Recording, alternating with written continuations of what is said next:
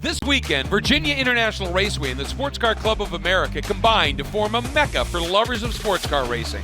Almost 500 drivers in over 20 classes will do battle in a race for the gold. Since 1964, SCCA has been crowning national champions at its annual runoffs, the peak of the Summit Racing Equipment SCCA road racing program. For the second straight year, welcome to the track that Paul Newman once called Heaven on Earth, for the historic 60th annual SCCA Runoffs.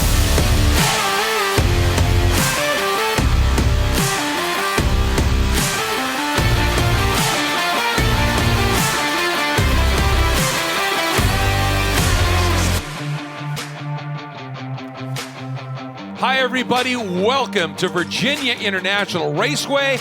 It is the 60th historic running of the Sports Car Club of America's National Championship Runoffs. Our coverage presented by Mazda. Great to have you with us here.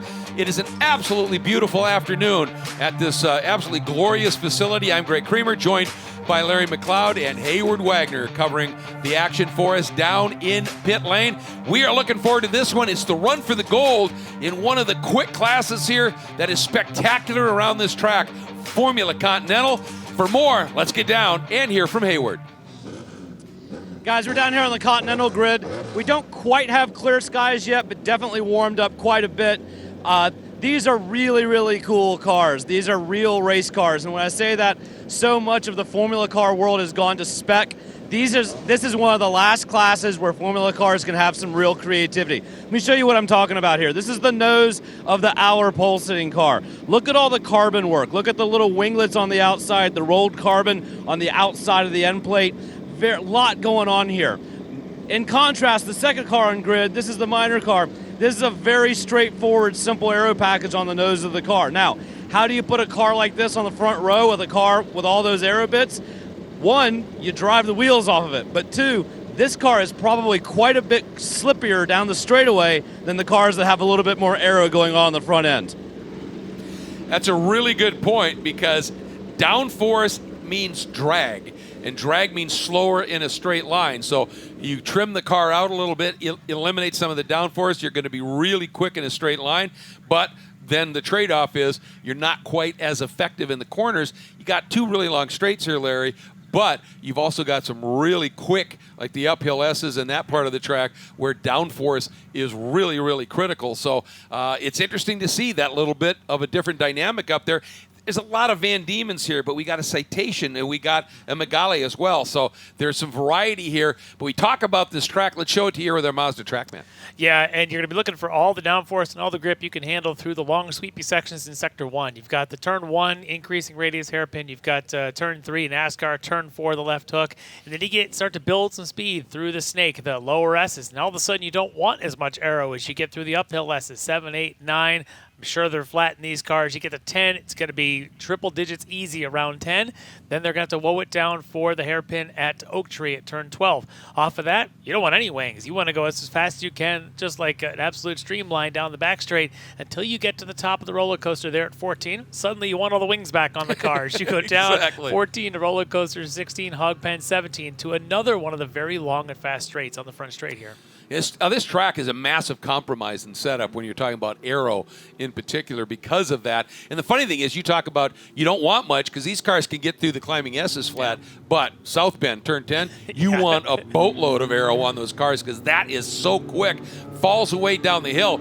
And do keep in mind, folks, we have a father-son pairing in this field, so let's take you through it. Starting in the 11th spot in his 9th runoff, the number 33 of John Miro, running out of the Philadelphia region in the Company Motorsport Services Van Diemen, starting 10th.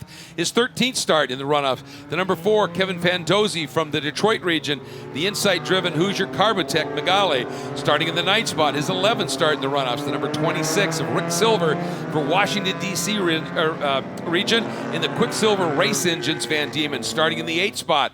The number 41, Glenn Cordova, who finished 7th here last year out of Effort, Pennsylvania, the New York region, Cordova Services RPM Raceway Van Diemen, starting in the 7th spot, his 3rd runoff start. The 122 of Hunter Tatman out of Fort Collins, Colorado, and Colorado region in the Tatman Motorsports Van Diemen.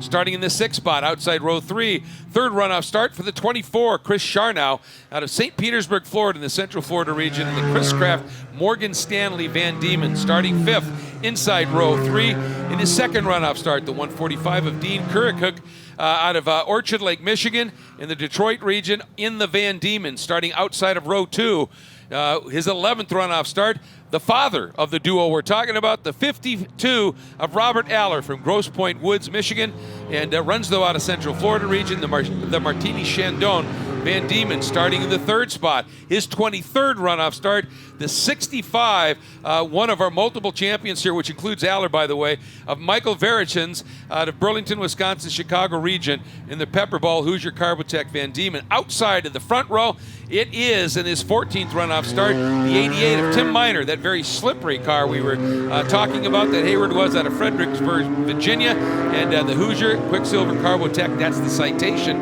And on the pole for the 2nd straight year, and your defending champion, the number 11, the son of the father-son duo, Nolan Allaer, also out of Grosse Pointe, Michigan, Detroit region, the Martini Chandon Van Diemen. And for Allaer, it's been an interesting year. He gets into the runoffs because if you're the defending champion in that same class, you don't have to do anything to qualify. You're in if you want to. He's been racing in Europe. It's a good thing, too, because, yeah, that flight across the Atlantic is not cheap. He's been over there in the British Formula Ford Series all summer long running Formula Fords. And we're, of course, going to see Formula F in the races here at the runoff, and he's on pole for that one as well. But here in FC, very similar. It's like a Formula Ford, a little bit more torque and a lot more wing. And so I think he's very comfortable. He showed that in qualifying. I think if you're Tim Miner, though, starting alongside, you're going to be almost desperate to get in front of Allaer on the opening laps because you know you've got the straightaway speed, but you can't let Nolan get away from you early on. Yeah, absolutely. And was watching a Tim Miner over through the turn 3-4 complex in Thursday qualifying. Man, he flowed speed through there. So even without the downforce, he was good there. But Nolan Allaer with that downforce could be magic there. And, of course, this is Nolan's 2nd straight Tire Rack Pole Award win. And now he will bring the field up 15 laps for the run for the gold and the national championship in Formula Continental. An absolutely delightful class, so quick as they make their way to the start stand. And once they get into that zone, and here we go, Allaer gets on the throttle. We're green. And what was that in the back? Was that? It was Rob Allaer in the other Martini trim car, the 2-time prior champ in this class. He popped left, and then now he's back right. Now he may have actually given up spots as Nolan's going to say, thank you, everybody, and he's going to go right off by himself through the long, sweepy stuff. Yeah, and Rob Allaer, Dad, dropped back. He's in the 5th spot now and being hounded. But look how quick Allaer, this kid, just how fast he finds speed on cold tires tells you a lot about his gift. Yeah, well, you know what? We were talking about how we thought maybe Miner needed to get in front of him. Miner didn't just do that. Miner actually lost a spot. Yeah. Michael Varacins, the 7-time Formula V champ, has been running F Continental now for about 4 or 5 years and hasn't quite had the success he wanted. He did really well here in the spring for the Super Tour. He set the track record at that event, and now he's going to try and go and chase down the defending champ, Nolan Allaer. But there you can see the white with the blue and orange trim, that's Varacins, compared to the white with the red trim, and that's going to be Miner. And there you see it, and then right behind them, did Rob Allaer manage to get, but he did, I think, got back around. Big lunge here down to the inside in Oak Tree by the number 122 of Hunter Tatman, and that's going to give him that 5th spot. Really aggressive move on the opening lap, but sometimes you just got to do it. Yeah, that's a heck of a move here on the cold tire lap to go out there and just make a dive bomb. Now you can see him defending back in there. Meanwhile, Nolan's already got this thing in, I don't want to say in cruise control, but he can certainly dictate his own pace as Miner now looks like he's going to try and make a move on Varacins, first time down the roller coaster. Couldn't quite get that done, and Allaer does now knife up Rob Allaer, that is, up and into that 4th spot around Dean Kurikuk. And that's going to get him back up into it. And Rob Allaer is a 2-time champion in this category. So, he certainly has pace. And but right now, you almost wonder if he's just looking past those 2 guys in front of him going, Go, boy, go. Oh, he would love to see his son take off out in the distance. But Rob, not only a two-time champ, he actually led the race by a large margin back here at 19 when he had a mechanical issue and couldn't finish the race. He knows this track, he knows this car, and they've got a really strong strategy between this team. Right now, though, he's got these two other cars that are in between, of course, and Minor, who won this class back at that race in 19 that Rob was leading so much. And then Varacins, as I mentioned, all of his experience running in Formula V's and now a couple years here in Continentals. There's a very experienced group here running 2, 3, 4. Hugely, really deep in talent. And Minor was able to use that top end advantage coming out of Hogpen and made a pass 4 seconds on Varacins down into turn 1. So that's a change now. So Minor third, Allaer fourth, Kirlik in the 5th spot at this stage. And there you see Allaer now really starting to hound the 65 of Kirlik. They've been going back and forth here. Yeah, that's Varacins up in there into that 3rd spot. And Rob is just going to continue to pressure and pressure and pressure. Now, here's the other interesting thing we haven't talked about are the different chassis.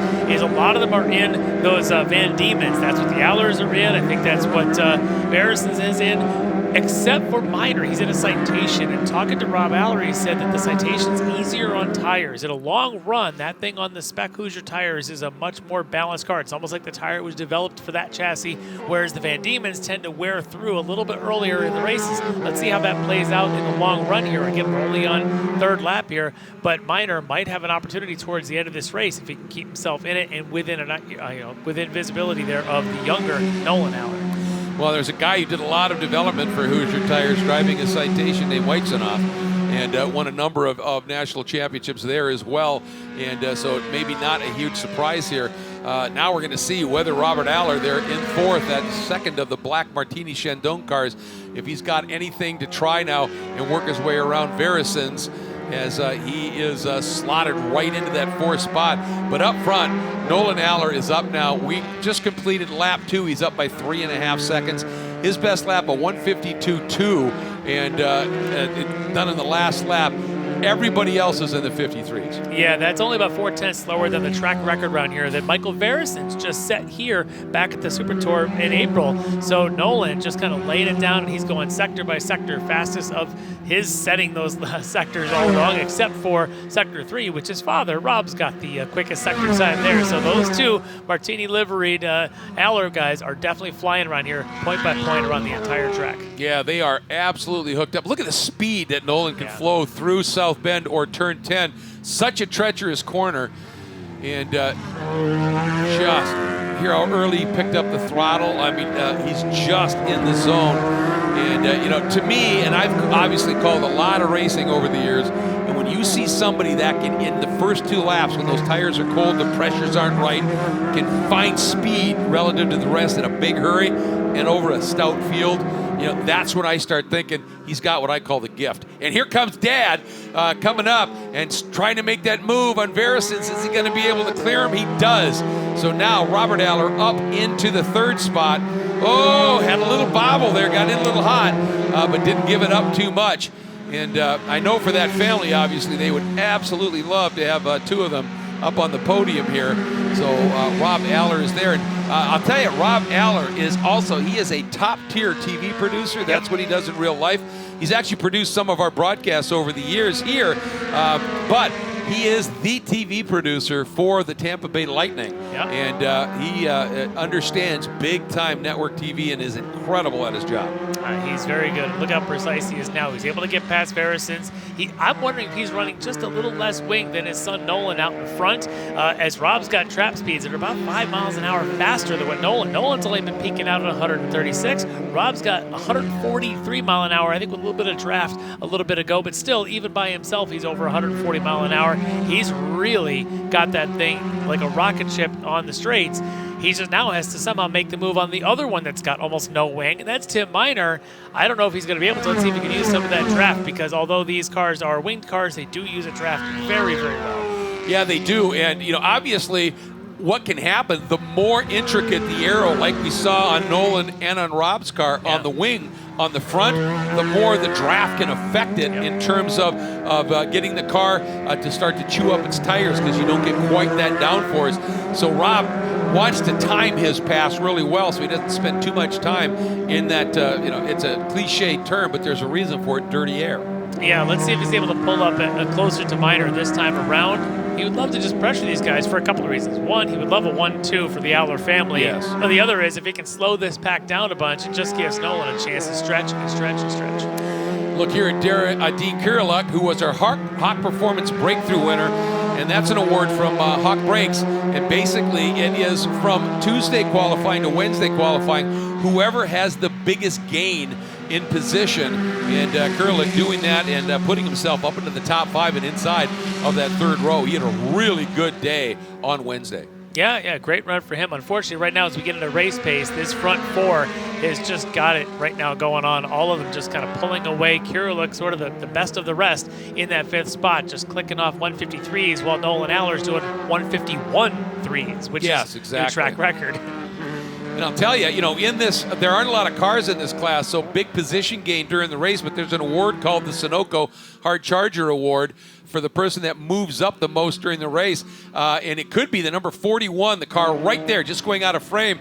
Glenn Cordova, he started in 8th, and in the first 2 laps worked his way into 6th, and is now easing away from the number 24 here at Charnow, that white car with that black stripe, who started in that 6th spot and now has dropped to 7th behind the very quick Glenn Cordova. Yeah, look at these guys. All of them are trying to move up as much as they can. It's a good shot of Rick Silver there. I just saw him for about 2 seconds this morning, covered in grass. He'd been laying down in his paddock spot there, replacing the fuel cell in this car this morning. So talk about a lot of work, able to get the thing here to the grid. Yeah, I'm sure he's a bit hungry there in that number 26. That's something, Larry, we haven't talked about a whole lot here this year in our calls at this stage is, you think about, there are some teams here that they, from, people that have solid budget, that have mechanics and all that. But the thing to me that is the most compelling about SCCA club racing in general and the run to the National Amateur Championships here is the fact that there are so many of these drivers that when they're out of the car, their crew chief, their logistics coordinator, and this is done from more deep passion than deep pocket. And that's what sets this apart and why it's one of my absolute all-time favorite events. Yeah, because Monday they got to go back to work for whatever other job they've got. That's what they've got to do. It may be car involved. It may be. But they're still doing the service and all of that on their own here. And it's just such fun. There, that car right there is Glenn Cordova.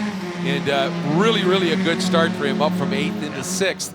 And right now, he just set his personal best lap of 55.8. So doing a really good job out there right now. Yeah, giving it the maximum effort Pennsylvania that he comes from. There you go. Absolutely. And you can see there's that battle behind him between Charnow and Silver for that 7th spot. And then a little bit of a gap back to Hunter Tapman. We saw that really aggressive move. And then at the back of the field, it's Fandozzi and Miro right now. Fandozzi, multiple national champion, actually in some tin tops back in the day. Fandozzi been playing here in the Formula Continentals now for a couple of years, but he can wheel it around as well. And speaking of wheeling it around, Nolan Allaer up front from the pole, 6 seconds clear of the field as we are a third of the way through this run for the gold. Ooh, he's got a lap car coming up here, right in the line. Not sure what that was all about, but he's able to get through. And Allaer maybe gave up a little bit of time there, but has a huge margin in hand. And again, we talk about it so much. You don't have a race of this stature, of this prestige, without some wonderful partners. Let's hear more about a few of them.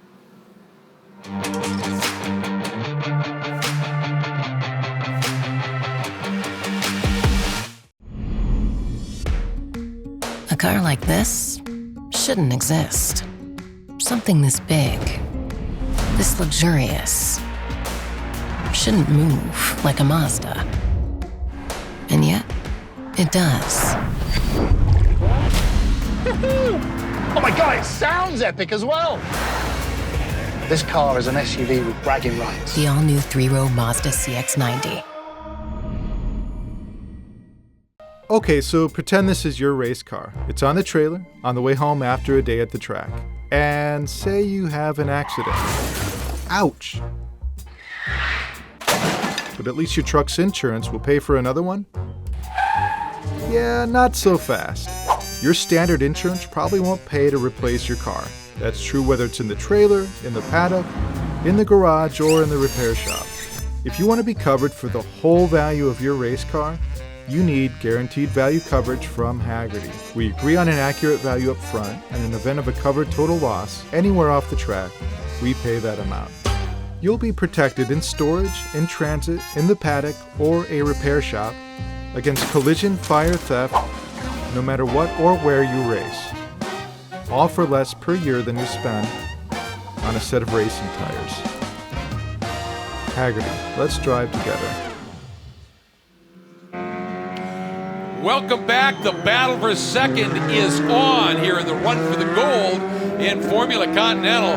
Robert Allaer has closed up on Minor. Now, Minor, we know, has great straight line speed, but you were noticing, Larry, that Allaer looked to be a little trimmed out as well. Using that pull, he pops to the outside.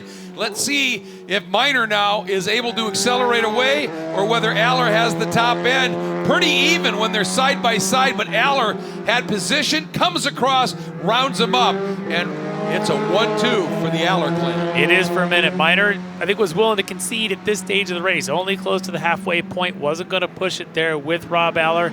Let's see if Rob can pull away or if Minor's got something to respond with. Wow, Allaer got a huge run down through Hogpet, didn't he? You can see that car rotate a little bit, and then that compression. And if you get the compression right there, you just suddenly get a ton of grip. And if you nail it, you can really launch out of there. And it looked like that's exactly what he did. Back in the pack just a little bit again. This really fun battle between, is that the 24 of Charnow and Rick Silver. And Rick had tailed off just a little bit, and he's found some speed. He's closed back up on him. Yeah, he has just enough. Let's see if he can kind of get underneath Charnow. He might feel a little bit of aero wash if he gets too close. He's kind of got to pick a spot where he can go by and where he can't. But look at him. Look at under brakes. Oh, massive lock up there for Rick Silver. That tells you how hard he's trying. Yeah, and that may have been a little bit of aero wash. You lose a downforce on that front wing. Suddenly he doesn't want to brake as well. And you get that happening and you start to get a little flat spot on that right front tire. Physics, we always talk about, racing a car fast is all about applied physics. And physics will tell you that tire will hunt for that flat spot and then want to lock up again and again. And pretty soon there's a vibration that will rattle your teeth going through that car. Let's take another look at it. Yeah, you can see him coming in. He is sort of close to the back of Charnow in front of him. It just locks up the right front just as he gets the weight transferred, just as he started to turn in. Probably next time he'll think about that and try to keep the wheel a little straighter until he gets more speed off of it and try to not make that single flat spot any bigger than it already is. That's something too that sometimes people don't think about, Larry, is, people talk about downforce on a car, that, all of the channeling of the air on the front wings, the efficacy of the rear wings. Generally, people think about it as getting through a corner fast, but it allows you to brake much deeper than if you weren't running downforce. And so, like you said, when you get into that wash of that car and you go to the braking zone where you know you can do it, when nobody's in front of you, suddenly, that air not quite as efficient. Yeah, and it's all about that balance in lots of different stages of taking a lap, and you've got to make sure you've got the downforce, you get that front end under, get the braking done. And what you find in cars like this also is they've got a lot of downforce when you first have all that initial speed, first hit the brakes, and you've got a lot of good braking, and you got to back off that pedal as you start to slow down because you lose the downforce, slower speeds. Rob Allaer now back under pressure here from Minor. Yeah, Minor has not given up, has he? They continue to run in lockstep here. And then you get through this sequence of corners with that little bit of aero, might help just a little bit, and Rob just eases away a smidge. But like we said, it was pretty clear on that long run down Madison Avenue when they were side by side. Pretty even in terms of straight line. Yeah, very similar setups, I think. These two different cars. Again, one's a Citation, the other's a Van Diemen. They've got to work to get this, but I think their strengths right now are very evenly matched depending on even across the different sections of the track. Rob's just going to try and use a little track position and try to keep that aero wash behind him and make Minor work through it. Maybe try to push his tires into a worn state early, catching that curb on the way in. Yeah, he did, but it didn't affect him one whit. Rolled to the throttle, got the car rotated, and got on the hammer here and did a nice job with it. And, Robert Allaer, he had qualified fourth. And I wonder, Larry, if at that point he said, if I have any shot of getting up and dicing for the podium at any spot, I got to make some passes. And so maybe he just said, I got to trim it out a little bit and get after this field. Yeah, he was not happy with his qualifying. Thought maybe he needed to do it on the first day, which is when Nolan, Tim, and Varacins each set their fastest time. In the second day, he had to go out and set something. By the time third day came out, it was just a little bit too warm for him. So really unhappy overall with the way the car handled, the way the qualifying ran for him. I think this is really the true pace of Rob Allaer. Yeah, he really is a talent. There's no Oh, no, question Silver. about that. Oh, Silver, high-sided up in Oak Tree. And gets it going. That is a great sign to see. He was able to gather it up. And Hi-ho, Silver away. there you are. Well played. Well played. What is it you like to say about low-hanging fruit? All right, watch it right here. Oh, just overshot. And then Hunter Tatman was able to avoid him and continue. But I am glad he does not high center the car. He's able to kind of get it going. A lot of times these very low flat bottom Formula cars struggle with those curbs. Lucky for him, able to continue. Yep, they are flat bottom girls. Nolan Allaer, fast lap of the race at a 151.1, but he's lapping consistently mid 151s to high 151s, and nobody else, with the exception of Tim Minor, has dipped into the 151s at all. Yeah, Nolan's not backing down. He's trying to be that inch perfect. A guy named Clint McMahon, you may recall, ran F5, F6 for a number of years, always talking about inch perfect. He did this a couple times at this track. In fact, would just go corner to corner, trying to make the perfect lap. And you watch Nolan, he's doing it now. We have a full course caution has come out here as we are about to complete lap 10. Haven't seen the reason as of yet, but it just popped up on our timing screens, and then there is a car over there. We can't see it. That's that same spot as you turn into the roller coaster, I think. A little bit farther down the hill, perhaps. But we don't know who it is, but a near 10-second lead for Nolan Allaer has evaporated here. We believe that it might be Rick Silver, and he had that spin. Yeah. And, he had dirtied his tires up and had grass. Maybe those tires sat there, chilled off a little bit, and then just didn't have the grip he thought he did heading down into the roller coaster. So, wow, huge development here after Nolan Allaer had worked really hard to build that margin up. This is going to change this landscape quite a bit as things were just starting to spread out. Rob was able to control the second spot, put pressure on Minor and Varacins behind her. Nolan was just, as we were just talking, inch perfect laps, just going faster and faster and faster. All of a sudden now we have to hit the reset button, see how quickly that they can get that car removed out of that spot and get this thing going to green. We've got about, we're on the lap 11, so we got about 4.5 laps. Maybe they'll end up with 2 green. It's a lot of pressure on those 2 Martini liveried Van Diemens out in front because Minor and Varacins are a couple of veterans. They know how this could work. Remember I mentioned that Minor's car is supposed to be easier on tires for the end of a race. This is when you'll need it.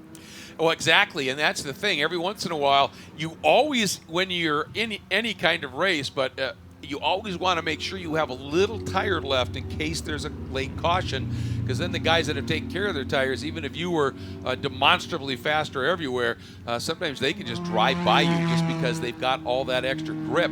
So it didn't look, I mean, Nolan was driving so smoothly. I didn't see that he was doing anything that would have really done anything to hurt these tires. And a couple of the guys at the back of the pack, they're locking up. And yeah, I believe it is Rick Silver because now he is shown way back and dropping off the order here. So we'll see what happens. But really unfortunate because, Rick and Charnow, Chris Charnow had been having a really fun battle. I hate to see it. Yeah, that is tough. Tough for Rick. Again, all that work. I was just talking about how he did all that work to replace the fuel cell in the car this morning to get out here. He was, really happy to be in the grid and then to have a spin, a high center, and then, out of the race. All right, we just got a report from our producer that we're going to take another look at the start because there might be some concerns that somebody jumped early. Oh, man, that was close. Varacins started third. He's ahead of Minor pretty early. Yeah, that is a distinct possibility here. I mean, we saw Rob Allaer move, and the guy, Chris Charnow, went, but it looked at the same time as we saw Nolan moving. So. Yeah. But that may have been that replay also, race control may have asked for it to be able to take a quick peek at it here. And How beautiful is this car? There is rarely a better looking livery on a Formula car in particular than black with gold graphics on it, evocative of the old JPS Lotus days. And Tapman's car is just stunning. It is a beautiful, beautiful combination there for Hunter in that car. So, and he's sitting now in 8th, and now with the field back together again. If we go green, he might be pushing Char now the same way that Silver was. Yep. So we'll see if we end up with a couple of different races here with maybe a couple laps to go. Yeah, absolutely. And while we have this caution, let's get back to Nolan Allaer. And in Europe, he's had been running that Formula Ford series. He's had a good year, but he's had some mechanicals and the like. And he was looking at it because this same weekend is one of the races there, and he was looking at it and he said, I'm not really in the points for that, and I've got an entry. I can go and do the runoffs here. And he said this is such a prestigious race, and for him, it's going from prestige to prestige to prestige, because when he's done here, he goes right back to Europe. He's going to run the legendary Formula Ford Festival at Brands Hatch, and then a few weeks later, the race that is considered the top race now, even above the festival in Formula Ford competition globally, is the Walter Hayes Trophy race. I think that's at Silverstone. And so, if he can nail this, go over there and do really well there, sometimes that's your ticket. Yeah. Yeah, he's a great young man. I had a chance to talk to him a little bit in the last couple of years here, and he's very humble.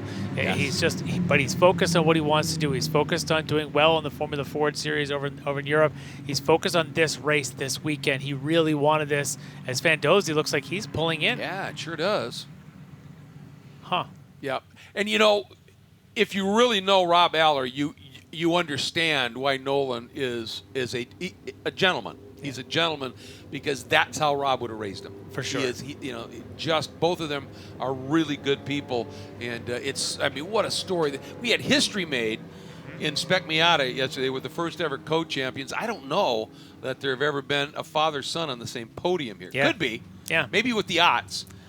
Could be, because they, they've been doing it. But either way, what a story if it happens. You don't want to jinx anybody. Been a lot of families that have run multiple classes. A lot of second, now third generation drivers. In fact, technically here Nolan is a third generation racer. I don't know if the first generation ever ran the runoffs, but they've had racing in their blood for a while, and that's what the runoffs. That's what SCCA is. It's about families and racing together. I love seeing this. Seeing a father and son together. It's fabulous. Yeah. And, it was a few years ago, Rob ended up, they're from Michigan, and ended up in a boating accident and hurt his arm pretty bad. He had to take a bunch of time off from racing and couldn't train, couldn't do anything. And believe me, folks, these cars, this isn't Formula One IndyCar level of downforce, but it's pretty stout, and you feel it. The G loads and the like in these cars are there. And he hadn't run, but he'd won the runoffs the year before. Yeah. So he had an open entry, and he decided last minute, I want to give it a go. And I think, and I'm trying to remember, it was in the wet. And in short order, he was knocking on the door of a podium, and it had just been flying. Yeah. And then had it off. So that competitive spirit. It was like, in the wet, I don't have those loads. My arm might be able to take it. I'm going to give it a go.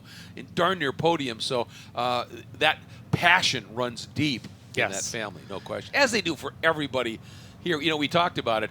You're here out of sure, but sheer passion. Yeah, and everybody is. And that's why I love it. And it's clear that Nolan has picked up on some of that passion. As Fandozzi's back on the track, I'm pretty sure. I thought that was him that had pulled in, but maybe he's come back in as well. So, all right, just got word we might be going green this time, which would mean a 3-lap sprint, Larry, to the finish here in a national championship.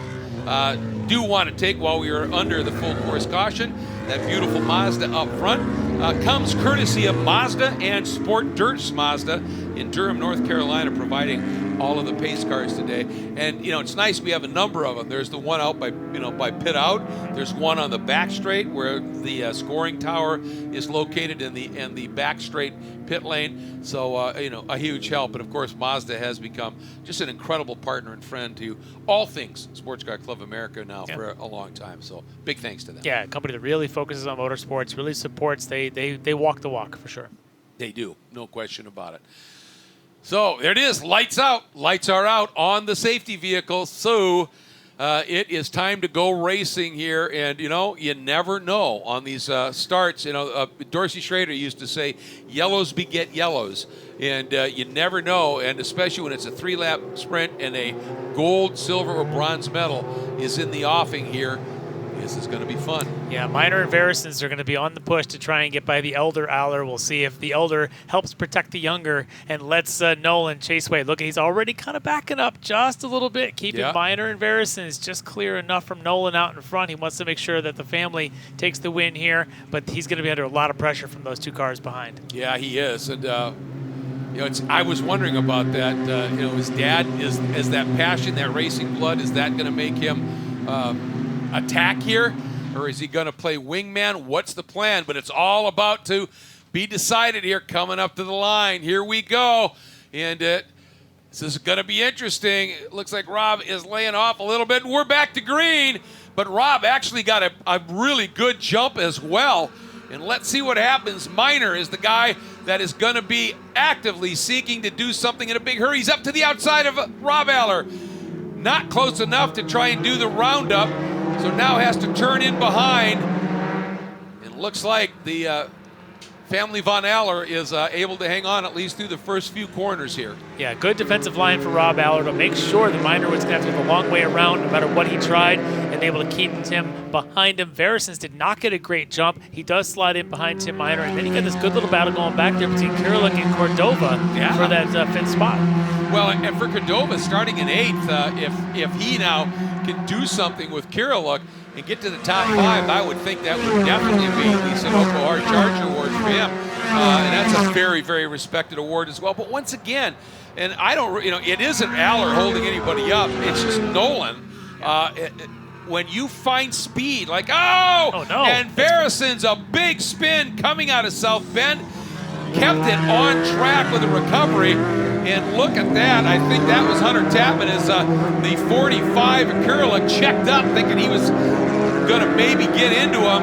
And that was a great move by Tapman. Watch it here. 4th car right there. Yeah, Varus is a little loose on the cold tire restart. I noticed on the backstreet he wasn't warming his tires as much as the other guys. I think he might have just paid that price. Luckily, everybody else is able to clear. He's able to return to speed.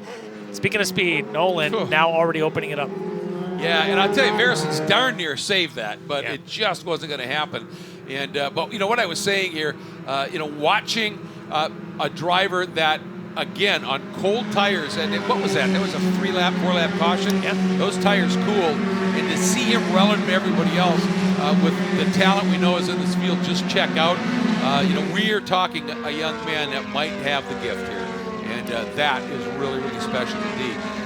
See what he does as he comes by here, and 1 lap, 1.6 over Dad, and Minor another, couple seconds there as well. But this battling behind, look at Hunter Tapman on that lap with that move, that spin by Varacins, and also seeing Kirillick kind of check up a little bit. Tapman on the restart here, that first lap has gone from, 7th to 4th. Yeah, he's done a great job amazing. Now. Yeah, Kirillick behind him runs a little bit wide there at NASCAR 3, so I'm kind of hitting the rumble strips there, able to continue. As you can see, Kirillick there in that black and red, but Tapman is definitely the big mover, the beneficiary of that yellow and the subsequent green. He's now sitting in that 4th spot. I'm not sure he's got much to be able to catch up to Minor out in front in that 3rd spot. Pretty cool. There he is, Tapman, and then there is Kirillick. And now, let's see, 8th to 4th now. Cordova getting around Hunter as well, and that locks him into 4th. What a race.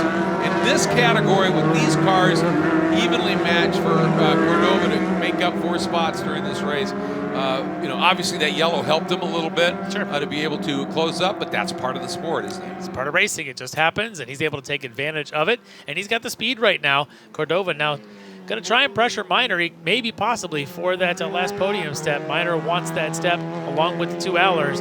You're only going to have about 1 more lap to do it, as he should be coming for white flag next time by. Should be white flag. And as we came around for that restart, did you get a sense that Rob was trying to back up just a little bit? Just a hair. Yeah, just I enough. thought so too. You know, it wasn't egregious, but it was there. Yeah.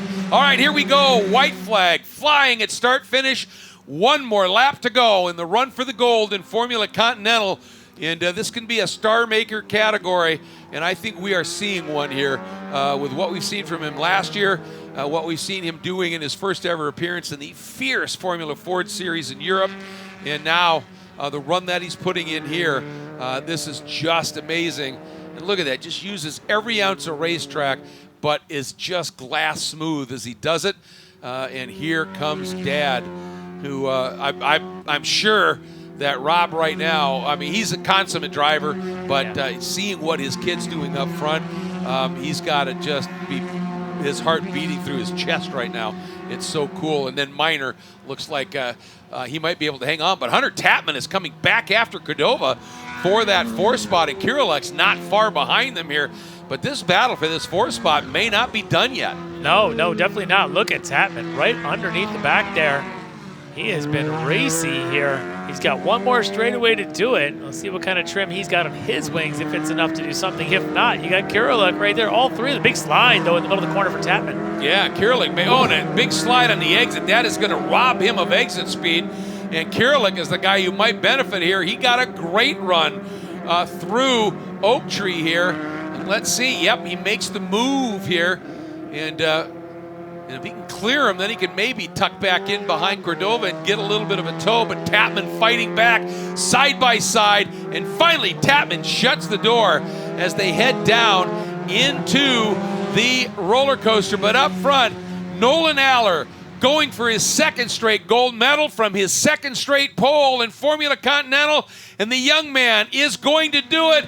And with verve, no question about it, an absolutely incredible run in that Martini Shandon LTD Motorsports entry. And there's Dad, who I'm sure right now is probably crying inside that helmet. Both of them on the podium, and Tim Minor, a great run for him up into a podium position. Obviously qualified second. He wanted more out of it, but Robert Allaer was just on form here. And what a story it is.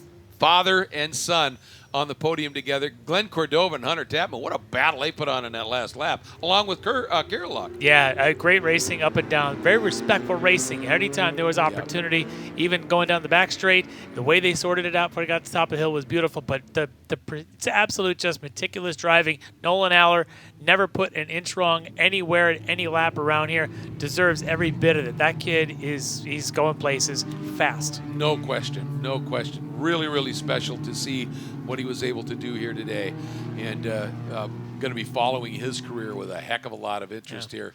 As look at that coming up, Dad right there as well, and the rest of this field. And obviously Rick Silver had that spin and then that incident, but otherwise relatively clean race, no big issues, and ended up being just a superb race for Formula Continental, as we so often see here. Yeah, really is. I like the way they wheel these things. I think these are actually, they race really well, as you had seen. Different configurations, different downforces. It's a lot of fun to watch. Nolan, though, taking that win, equaling his father's 2 championships. So those two guys are a pretty fun team to watch. And Getting Nolan's a couple not of done yet. Yeah, he's still got one more race this week, and then of course he'll head back over to the UK and do some more Formula Ford stuff later on. But he's got one more race tomorrow that he's going to have to run. But just getting to some notes here on father-son podiums. You had the Frenches, Brian and James French in 2020. I think they were in P1 or P2. Yes, that that's they were right. both on the podium. And then John and Corey Fergus also shared podiums in the past. But these guys, a 1-2 finish. Dominant for Nolan. Rob, pretty darn strong there, starting 4th, finishing on the front. Yeah, just an incredible run for Robert Allaer as well. So there you have it, the unofficial results. Obviously, everybody has to do what we call the 16th lap, and that is through tech. But just a fascinating run once again. And there's a picture. Yep. And there are photographers out there who are snapping that shot and want to get into the hands of the Allaer clan here. And you know what? I mean, obviously Nolan on his way up, but for Rob, who is still as fast as ever, this moment in that picture, that's going to be hanging somewhere very proudly on the wall at home. And wow. what a story here. The runoffs continue to just give them Does up. Hayward have the box of Kleenex down there for all the tears he's about to see? Because I think we're going to see some. Yeah, there's probably some clean shop rags down there, I think if so. nothing else. So, but that's that is almost a surety here. And for Tim Miner, I mean, he wheeled that citation for everything it was worth, and just didn't quite have it today. But obviously he was the winner here in the champion in 2019. So he's got a medal for sure. You always want more, and we know he'll be back, and he is always going to be a contender right at the front. Great fights with Varacins, great fights with Rob Allaer. Tim Miner, well-deserved podium for him. Yeah, absolutely. But here he is, the young man with an immense amount of talent, Nolan Allaer, as he rolls this beautiful Martini Chandon. And, of course, the Limited Motorsports entry down into pit lane, undoing the side restraints, undoing the arm restraints, and now going to pop that, stand up first and undo the radios. A lot of business you have to do to get out of one of these Formula cars. And look at that, and look who's coming over. This moment, wow. You can hear it. Yeah. You can hear the emotion there. It's absolutely unbelievable. All right, Hayward, it's on you. Nolan's getting the gloves off. We're going to get the helmet. Yeah, he can't hear a thing I'm saying, so I can say whatever I want to right now. Nolan's pulling the helmet off. You won every race today except the one to get out of the car first. Your dad beat you there, came up and gave you the hug. How was that? That was incredible. Yeah. He finished second, right? Oh, that is incredible. Wow. Could not have asked for a better race. That is just amazing. We're so unbelievably thrilled with that. Any nerves with the full course caution? Were you concerned about the car or anything at that point in time? Of course, you're always going to be concerned when the field gets grouped back up. The Hoosier one, is that it? Yeah, it is. But no, I mean, I knew that they gave me such a great car, and I was just going to put my head down and hope that we could pull the lead again. But that was so great. I knew as I saw my dad behind me, I was like, this is going to be a really good one. He's got it, because I saw him come through. What does it mean to you to put both you and your dad on the podium here at the finish, at the runoffs? It's just a dream come true. I mean, that's not even something we discussed at the start of this weekend or any other time. Like, it's just an absolute dream. It means so much to us to come here and do the SCCA runoffs, and this class is incredible. It just means everything, and it's so great to give the LTD boys everything they deserve. Rob, we're going to go ahead and get you worked in here before we take the little break. I got to ask you, how does it feel to know that if you were just slightly worse at being a dad, you'd be a national champion right now? True. I don't know what I was thinking. This is better than I could ever expected. I mean, unbelievable. Just the optimal outcome. I mean, I guess it would have been nice if one more of our teammates was on the podium, but boy, this kid's good. He's the real deal. And I'm just, like I said to the guys on the radio, that's the happiest I've ever been with a second place finish that I think I'll ever get. Unreal. Well, one proud papa, you get to watch him drive around this track one more time. Yeah. This time you get to stand on the wall and wave. Yeah, that's nice. I actually was going to go with him, but they won't let me. Really? No, that's good. Really? That's good. We'll watch. He deserves it. Congratulations. Well, he could Sean Lacey it and just stand on the back and ride it like a cowboy around there.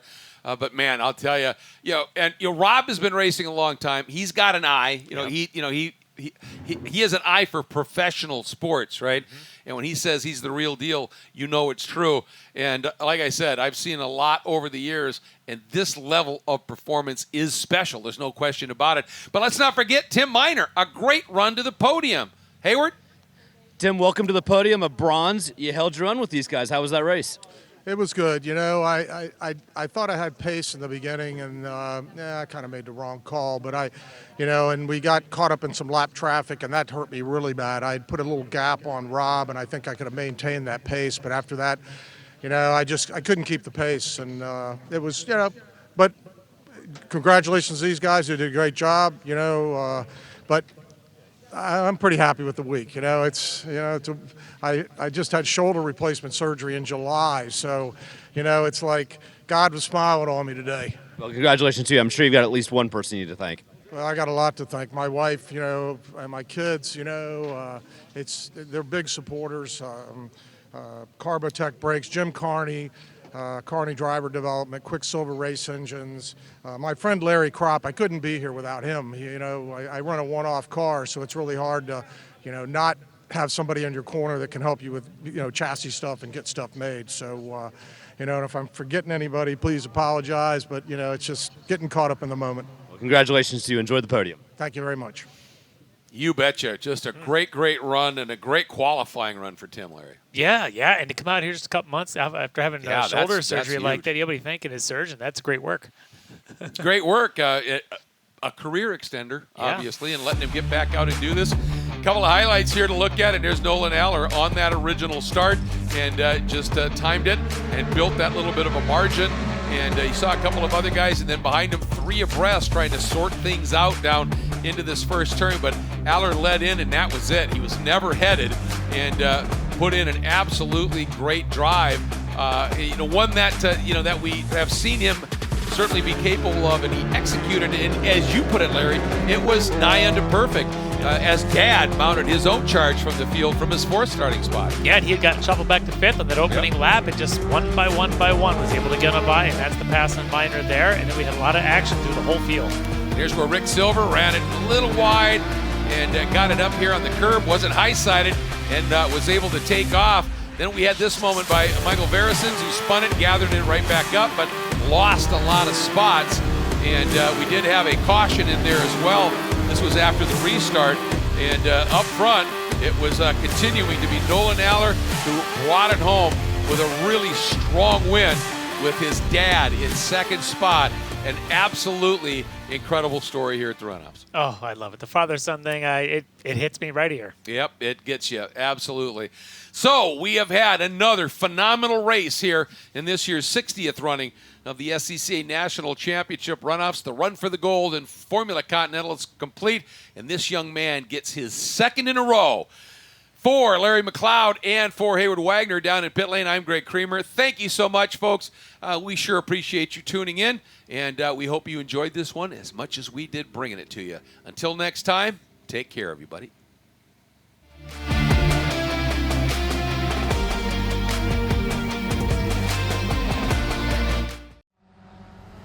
Mazda's been very supportive of racers within the SCCA and all the other grassroots organizations for many, many years. Really, their support for racing and our type of racing is unmatched from any other manufacturer. They've been a great partner for many, many years. Mazda, hands down, is the best company to work with for sports car racing. Factory support is second to none. It just feels right. You feel connected.